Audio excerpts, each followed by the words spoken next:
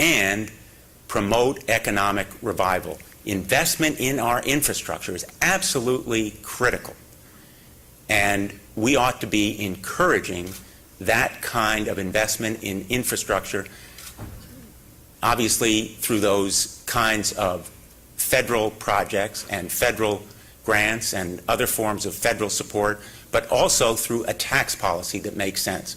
I support a middle-income tax cut now without holding it hostage for a tax cut to the wealthiest 2%, and I think combined with an infrastructure program will help revive our economy. I would not hold that middle-income tax cut hostage to a tax cut for the wealthiest 2%.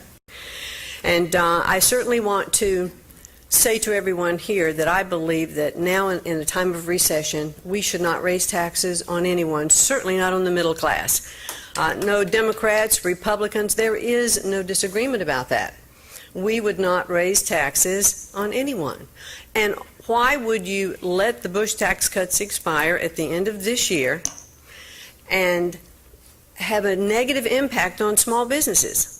Small businesses create 70% of the jobs in this country, 72% of the revenue that is earned by these small businesses would be affected by this tax increases.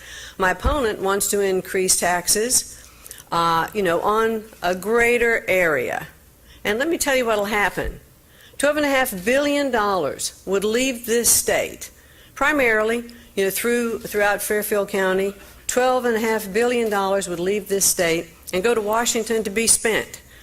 I'd rather leave the money here in Connecticut in the hands of our families and the people who create jobs, because until we create jobs in the private sector in this country, we are not going to have a sustained recovery. And when Mr. Blumenthal was talking about special interests, I just would like to know, were they the same special interests that are now bankrolling his